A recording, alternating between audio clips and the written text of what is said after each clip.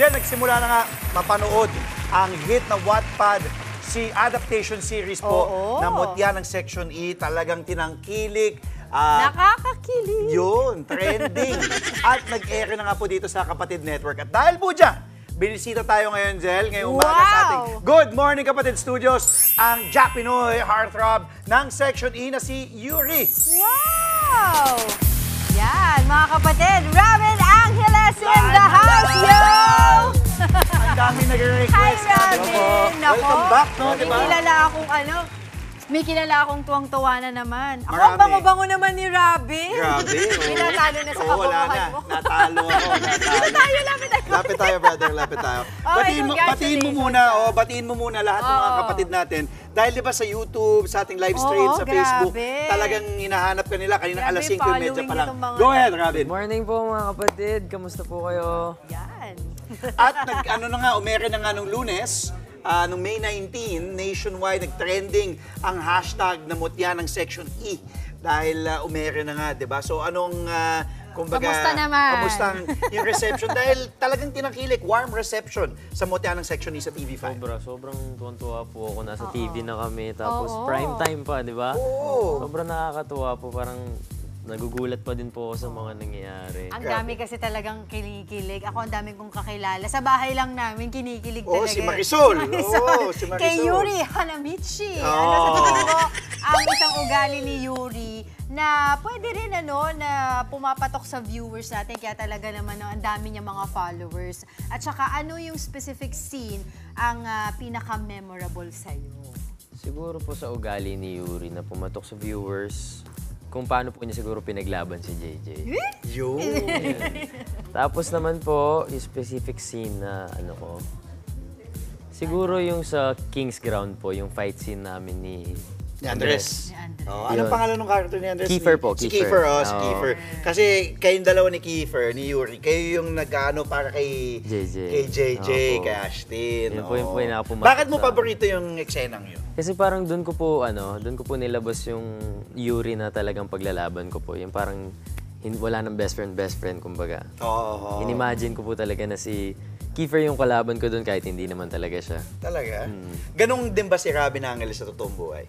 Like, paglalaban po yung tao. Oo, yun talaga. Yun. Dami na naman kinikilig. Agang pakilig na naman ni Robin Angeles to. Ang Mutya ng Section E o AMNSE at pagiging Yuri ay naging breakthrough mo. Kumaga ito yung masasabi natin. Di ba, this is arguably. Dito ka nakilala. Ito yung biggest break natin mo. Di ba? So, this is showbiz. Paano ito masasabi mo, Yuri tuloy? Kita mo talagang Yuri na tawag mo sa kanya. Yuri na tawag kay Robin. Paano mo masasabi, Robin, that grabe nagbago talaga yung aking career, aking buhay dahil sa Mutya ng Section E? Sobra po. Sobra. Buong buhay ko po nagbago talaga. So, halimbawa, pag naglalakad ka, kunyari sa mall, dati, wala naman nagpapapicture. Ngayon, dinudumog ka na. Hindi naman po sa dinudumog, pero Napaka-humble na itong Dahil po, mabait na bata. nakakatuwa. Marami nang nakakakilala Opo, nakakatuwa. Sobra. Diba? May mga lumalapit na, uy, pinapanood kita. Opo, kahit black hair na rin po, nakikilala pa rin. talaga? Kasi red hair nakakatuwa. siya. Yes. Okay, so doon naman sa mga lumalapit sa'yo, I'm sure kahit anong edad yon, ano naman yung nagiging reaction mo? I'm sure tuwan-tuwa ka. Pero at the same time, my question is, nakita mo ba? Did you see it coming? Did you expect na magiging ganito kalaki yung pagtangkilik? Hindi po, nung nag-audition nga po ako, parang kasi po, yung pag nag-audition kami noon sa Mutya, isang character lang yung inaano namin, yung character po ni Andres. Tapos, yung character ni Andres yung pinag-audition na namin, tapos sila na po pipili ng roles namin. Kung saan nila kami pwedeng ilagay. So you didn't audition pala for Yuri? Nagulat po you ako. specifically, kumbaga, nag-audition ka para dun sa karakter nga ni Kiefer. Hindi, nag-audition po ako para sa kahit anong character Kahit lang. anong character. Tapos sila na nag-decide. Sila po magde-decide. Alam mo, naniniwala talaga ako kung para sa'yo, para sa'yo. At ito na Nagulat nga na lang yun. po.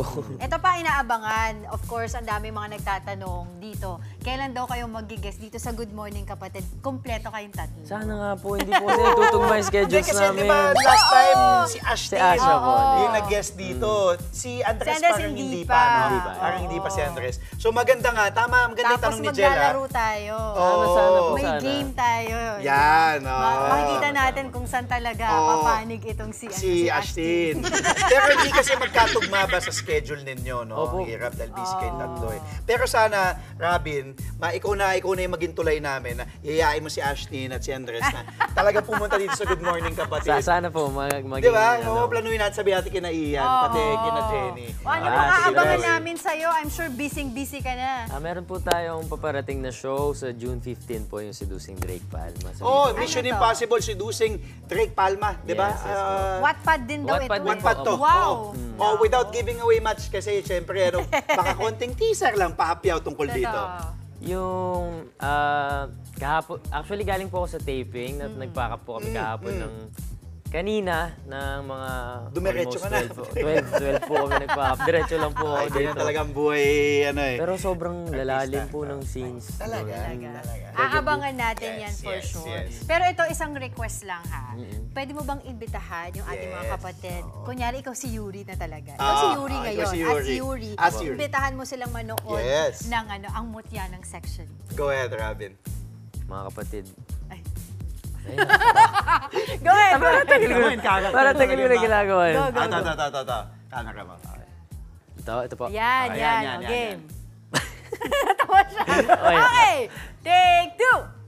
Action! Mga kapatid, iniimbitahan ko kayong lahat na manood ng Mutya na Section E sa TV5. Nahiya siya. Ang cute niya talaga eh, Galing. no? Nahiya pa rin siya, pero ang cute. Pero kuha ko kung bakit ka tinatangkilik na dahil yung iyong charisma, iyong charm, talagang Sa mabait na bata. it resonates. Mabait, napakabait na bata. Yan. Good luck sa'yo and congratulations sa inyo. At next time Ashtin, Yes pati po, si sama-sama na. Andres, sama-sama kayo. Maraming salamat! Of course, mula sa Mutya na Section E, si Yuri Robin Angeles live on Good Morning Kapatid. Mga kapatid, Chiki Roa Puno po. Simulan ang inyong araw na puno ng impormasyong kapaki-pakinabang. Sama na sa isang makabuluhang umaga. Tumutok at mag-subscribe sa social media pages ng News 5.